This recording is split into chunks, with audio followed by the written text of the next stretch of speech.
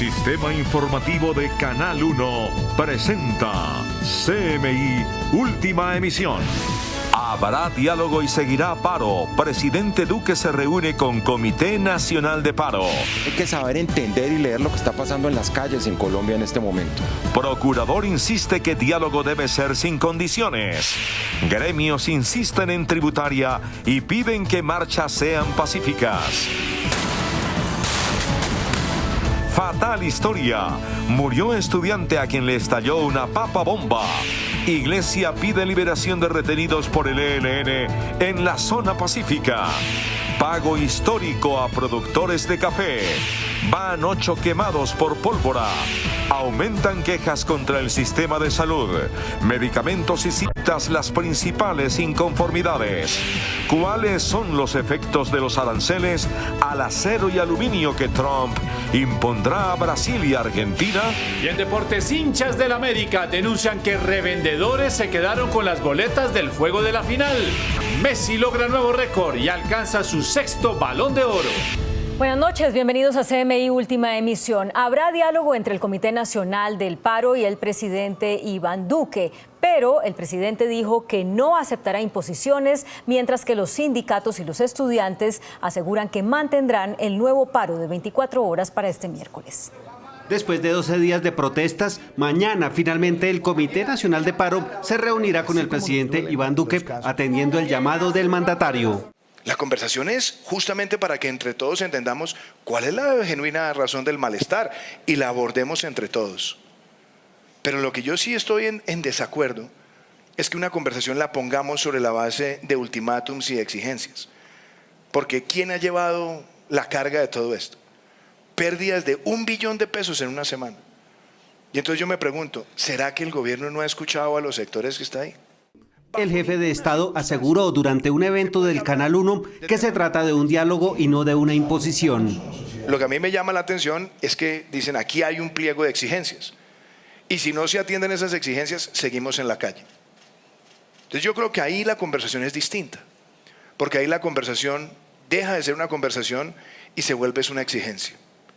Y entonces la pregunta es, ¿en una democracia las exigencias de unos no involucran al resto de la sociedad? Esta noche el Comité Nacional del Paro dijo que acudirá al encuentro para hablar de cronogramas, agendas, metodologías y garantías para las movilizaciones, aunque aclaró que se mantiene la convocatoria al paro del miércoles. Nosotros no vamos a aceptar desde ningún punto de vista ese condicionamiento. Nosotros seguimos movilizando y si quiere sentarse así, pues bueno. Allá respetamos la opinión del presidente de la República, su criterio, pero nosotros seguimos movilizándonos. Lo que sí hemos dejado absolutamente claro es que nuestra mesa no va inscrita para nada en el contexto del diálogo nacional organizado por el gobierno nacional y que tampoco aceptamos condiciones para aceptar la reunión que se nos pida que no realicemos el paro del 4 de diciembre. El Comité Nacional del Paro, tras reunirse esta noche, aseguró que todo está listo para otra actividad programada, como es el concierto del domingo 8 de diciembre en el Parque Simón Bolívar. El procurador general Fernando Carrillo señaló que el diálogo entre el gobierno y los promotores del paro nacional debe ser directo, incluyente y sin condicionamientos. Varios de los promotores del paro nacional y representantes del gobierno participaron en una cumbre sobre diálogo social convocada por el procurador Fernando Carrillo. En la reunión, que se extendió por más de 5 horas, estuvieron presentes las ministras del Interior y Trabajo, así como la Iglesia y líderes políticos y sindicales. Al término de la cumbre, el procurador hizo un llamado para que el gobierno alente un diálogo directo y sin condicionamientos. Hay que saber entender y leer lo que está pasando en las calles en Colombia en este momento. Y por eso es tan importante sentarse ya a la mesa.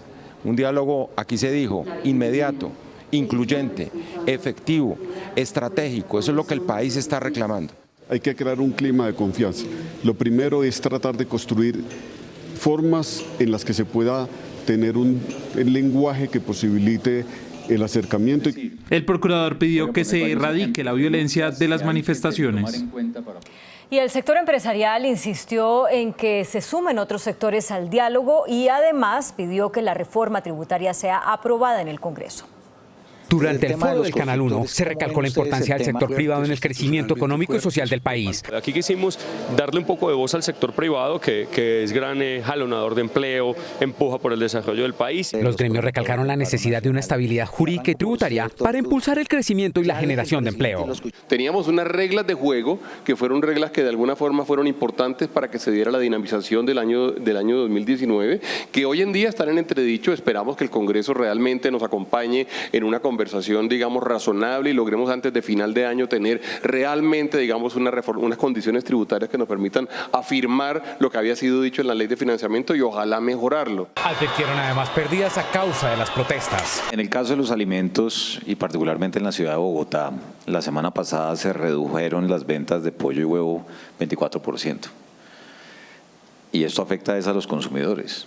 Y obviamente los segmentos de nuestra población que más consumen estas proteínas pues son las de los ingresos más bajos. Y aseguraron que es necesario que todos los actores de la sociedad estén presentes y sentados a igual nivel durante los diálogos de las reformas que requiere el país. El gobierno cerró el acuerdo con el Partido Cambio Radical para lograr una mayoría en el Congreso que le permita tramitar a la reforma tributaria. A la reunión con el presidente Duque asistió el máximo jefe de esa colectividad, Germán Vargas Lleras. Si bien por un error en el procedimiento parlamentario no se pudo iniciar hoy el trámite de la llamada Ley de Reactivación Económica, el presidente Iván Duque, en una reunión con el jefe de Cambio Radical, Germán Vargas Lleras, garantizó que tendrá las mayorías en el Congreso de la República a partir de mañana para tramitar esta iniciativa. En la bancada vamos ya a tomar la decisión de acompañar esta ley de crecimiento económico, pero lo que importa de ello es que esta ponencia no es la última palabra, que arrancamos el día de mañana su primer debate y correcciones, modificaciones o inclusiones se pueden dar. El senador Rodrigo Lara informó que por iniciativa de Cambio Radical, una comisión de expertos estudiará el año entrante una reforma tributaria integral. Murió un joven encapuchado mientras manipulaba una papa bomba en cercanías a la Universidad de Antioquia en una nueva jornada de protestas. El Hospital San Vicente Fundación informó que el joven quien resultó lesionado falleció esta noche. Esta tarde, cuando un grupo de encapuchados pretendía bloquear las vías cercanas a la Universidad de Antioquia, había resultado gravemente herido. Según las imágenes de videos de seguridad, trataba de impedir el paso de un motociclista y al caer le explotó un artefacto improvisado que llevaba. Pueden ser papabomba, pueden ser artefactos explosivos improvisados que llevaba este sujeto, pues ocasionándole daños evidentes. Aún no se tiene la identidad del joven quien perdió la vida, dadas las graves lesiones que sufrió. En Medellín, las autoridades tienen identificados 9 grupos radicales que infiltran las protestas. Estas personas que están encapuchando y que están utilizando unos overoles como para uniformarse. En la Universidad de Antioquia, este martes se tiene prevista asamblea general para determinar si vuelven a clases o continúan en paro. Más de 1.500 menores han sido reclutados por el ELN, el Clan del Golfo y las disidencias de las FARC, según informe del Gobierno Nacional.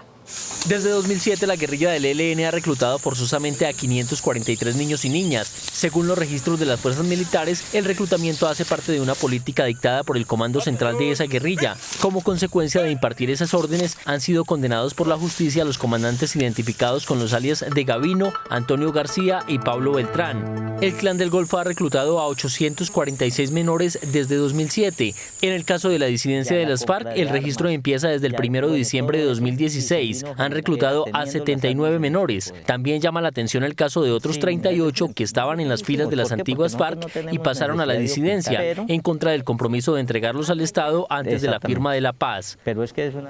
El Gobierno Nacional y la Iglesia le exigieron al ELN que libere a 3 secuestrados plagiados en la zona del Pacífico colombiano.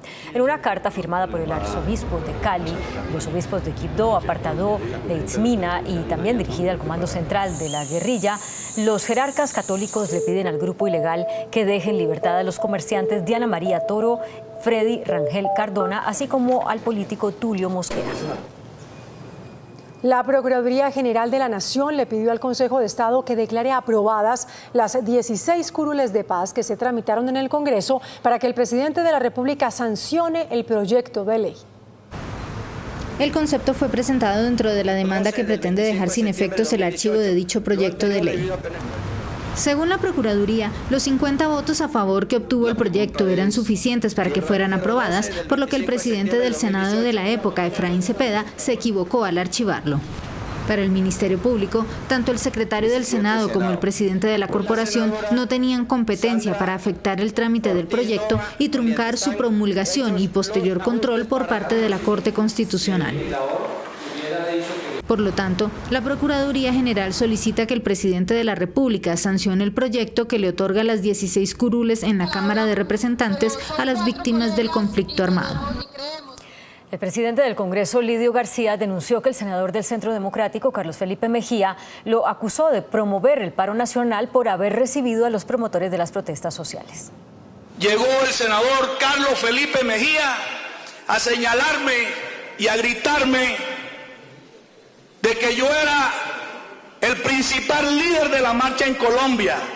Cuánto quisiera yo, y quiero que me lo diga en público y que abramos el debate, para que no sea irrespetuoso, porque usted siempre quiere estar agrediendo a sus colegas. Que yo lo amenacé. Si usted exige respeto, yo se lo exijo a usted. Jamás, jamás ha salido de este senador una amenaza hacia nadie.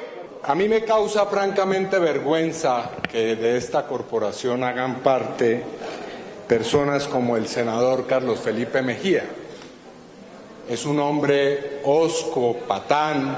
Deje de amenazar a los que no piensen como usted y deje de considerar que quienes no piensan como usted sobran. Ya van 8 personas quemadas por manipular pólvora, la mayoría de ellas mayores de edad. Lo que preocupa a las autoridades es que en tan solo 2 días del mes de diciembre ya se reportan 8 personas quemadas con pólvora, la mayoría de casos ocurridos bajo los efectos del alcohol. De los 8 casos que tenemos reportados hasta el momento, el 75% de ellos estaba bajo efectos del alcohol. Los departamentos que ya registran quemados con pólvora son Antioquia, Valle y Boyacá. De estos el 25% fueron observadores. La mayor preocupación está en lo que pueda ocurrir el sábado cuando se festejan el Día de las Velitas y la final del campeonato profesional. Hacemos un llamado importante a la comunidad a que sepa hacer las celebraciones y evitemos lesionados por pólvora pirotécnica. Por eso el llamado de las autoridades, una vez más, es a no manipular pólvora. Durante un debate de control político en la Cámara de Representantes, el ministro de Salud, Juan Pablo Uribe, aseguró que ya se han girado a las instituciones de salud 1,3 billones de pesos en el marco de la ley de punto final. La Superintendencia de Salud dijo que las quejas por el mal servicio sobrepasan este año las 600.000. En la Comisión Primera de la Cámara, los parlamentarios pusieron en evidencia la problemática del sector salud en las regiones. Se está atentando contra el derecho, por supuesto, fundamental de los seres humanos, al igual que la imagen de Estado en el territorio. El ministro de Salud, Juan Pablo Uribe, aseguró que aunque hay problemas, Colombia está por encima del promedio de la región y con la ley de punto final se está saneando el sistema. Este acuerdo de punto final, que representan cerca de 7 billones de pesos, de los cuales ya han pasado 1.3 al sector, ese acuerdo va con reformas que son ciertas. Sin embargo, la Superintendencia de Salud entregó un preocupante panorama de quejas por falta de medicamentos y citas, entre otros, para los usuarios. En 2014, las quejas que recibimos como superintendencia fueron 230.000. En el 18, 588.000. Y a octubre de este año ya vamos en 622.000.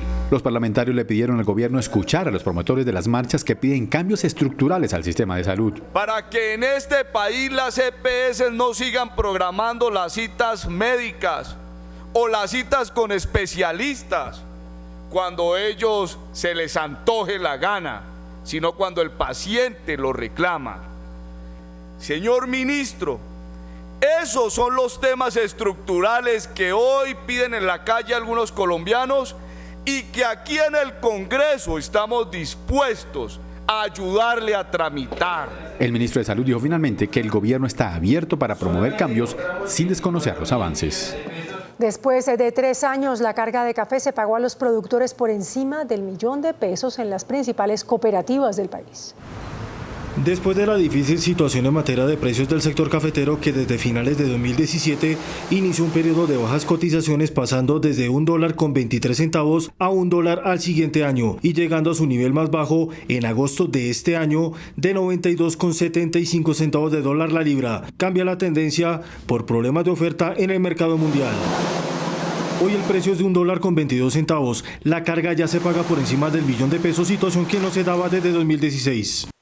Se habla también del tema de que se han reducido los inventarios en países consumidores. Los caficultores consideran que la recuperación del precio llegó tarde. Nada nos ganamos con que un precio de esos y si no hay café para vender. Se espera tendencia al alza de precios hasta marzo de 2020. En Madrid, durante la cumbre del clima, jefes de Estado y representantes de más de un centenar de países hicieron un llamado al mundo para luchar en contra del calentamiento global. En la COP25 se buscan soluciones que permitan mitigar los efectos del cambio climático para alcanzar la meta de neutralizar emisiones y para el año 2050 cumplir con el Acuerdo de París antes del próximo año, que según algunos representantes no se está cumpliendo. El presidente de Estados Unidos, Donald Trump, anunció la restitución inmediata de los aranceles al acero y al aluminio de Argentina y Brasil por la devaluación de las monedas de ambos países frente al dólar. Trump asegura que la devaluación de esas monedas afecta a las exportaciones agrícolas estadounidenses. Crisis política y económica para el presidente de Chile, Sebastián Piñera. La popularidad del derechista cayó hasta el 10% después de 45 días de protestas y el Banco Central informó que el índice mensual de actividad económica en octubre cayó un 3,4%, la peor caída en más de una década.